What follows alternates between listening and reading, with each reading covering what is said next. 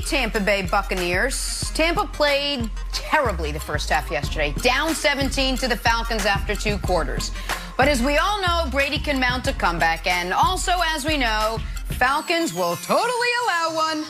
And so the Falcons lose and Tampa wins. Nick, I want to start with you. From what you saw, does Brady deserve all the credit for the comeback yesterday? He absolutely 1,000% deserves all, not some, all of the credit. Viewers of the show know I'm a stickler for rules, and there are certain rules in the NFL. Rule number 1, as evidenced yesterday. The Jets will invent new and creative ways to rip the heart out of their fans. Check. Rule number 2, you kick the ball off to Patrick Mahomes needing a 3-and-out to get it back, you're going to lose. Hey, that happened yesterday too. Check mark.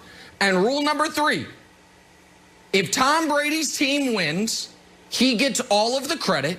And when they lose, it is quite literally everyone else in the organization's fault but his. So let me check. Bucs won, Brady credit. That's how it goes. Listen, folks, we know these rules. They are now 9-5. 9 times this year, Tom Brady has won them games. 5 times this year, the other 52 players and Bruce Arians have lost them games. So Brady really is 9-0 with just 5 times the other people screwed it up for him. These are the rules of television commentary, of in-game announcing, and and I assume team building. So yeah, of course, Wilds, he gets all the 0 points they scored in the first half. His team, game plan sucked. The 20, what did they, 31 in the second half? Tom Brady made it happen. That's the rules. Yes. And so yeah, he gets all the credit, Wilds, 100% of it, clearly. Yes. Of course, of course. And for the record, everybody, if you're keeping track of my fandom, I'm sure there's thousands of people, or not, if not millions, like, wow, now that the Patriots are eliminated, is Wilds throwing his support behind the Bucs? Yes. Yes, I am. And the Colts when Jacoby Brissett is in, and the Dolphins with Brian Flores at all times. All former Patriots I'm rooting for. So it was great to see the Southern Patriots win a game. Was very happy for them. Gerald, I know you're new to the show, but you laughed at your old buddy Kevin Wilds. I was like, hey, Gerald, Tom Brady is not going to lose. The Falcons are going to pull Lamar Jackson. Bathroom break. We got nervous. Same thing. 7-0 now against the Falcons. I was like, Gerald, is this a thing? Like, do teams get scared? You're like, nah, Wilds, you don't know what you're talking about. You've never played. If we're going to show the statistics, Katanic, on how good Tom Brady is against the Falcons, I'm telling you, this is a thing, Gerald. So you can shoot me down again and hurt my feelings, or offer an olive branch to your old buddy Kevin Wilds, or new buddy Kevin Wilds, I could say. Like, you know what? Tom Brady owns the Falcons just like he owns the Vikings, and he owns, oddly, the Bucs. The Bucs have never beaten him. So I still think that the Falcons are scared of Tom Brady. Are you giving me any credit at all? 1%. I'm looking for 1%, Gerald. No. I'm not giving you any. There are 2 groups, or 2 things that I'm going to give the credit. And one of them is not Tom Brady. Tom Brady did what Tom Brady was supposed to do, playing the Falcons. 2 groups. 2 things. One is the Bucs defense for waking up. And second thing I blame is Bambi. Hope it's me. And I'm sure y'all wonder, what does Bambi have to do with NFL football game? The Bambi are the types of legs that Matt Ryan had in the second half.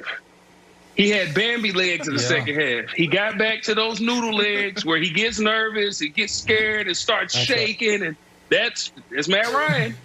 And I don't understand what was. Actually, I do understand. They shouldn't have been down. And like Nick said on Friday, this is fool's gold. Listen, Bucs, I love you. You know I love you.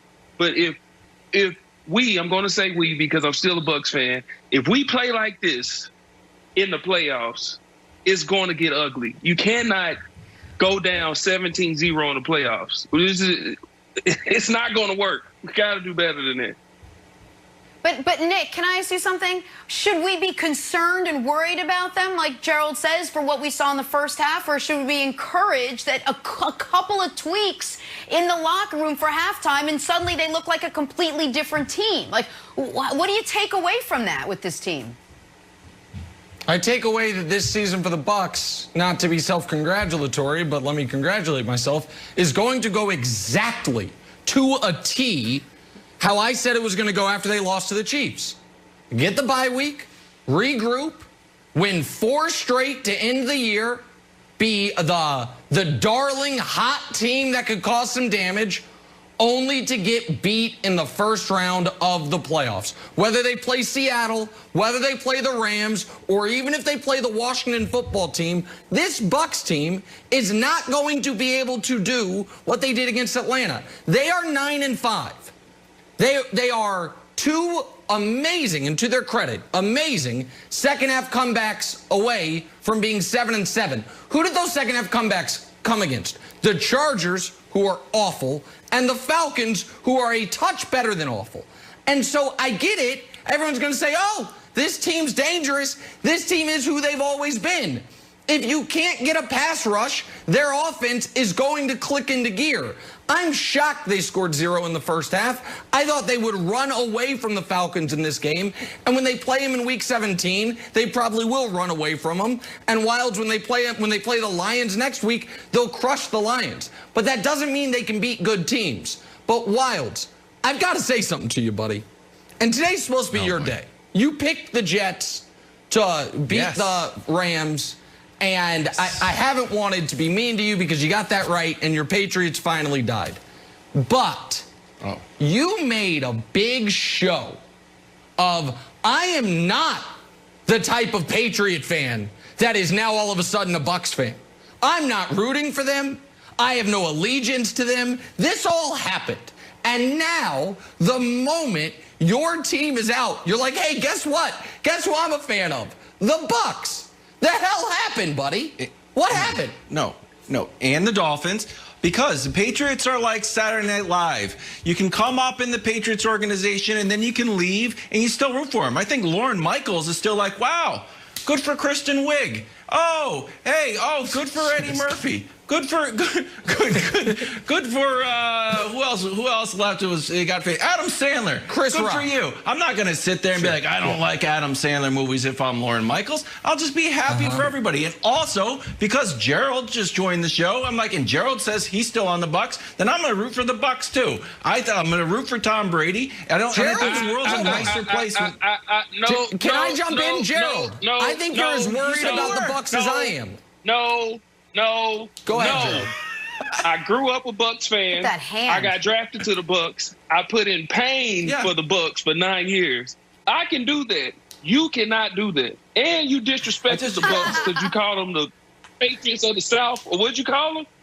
Whatever you call them. Disrespect the Bucs. Don't do that. That's a compliment. That's the nicest thing anyone's ever said about the Bucs. I'm tired of people calling Tampa Bay. No. The Brookses and the Sapps and the Lynches, they built that house. Stop calling it Tampa Bay. I'm tired of that.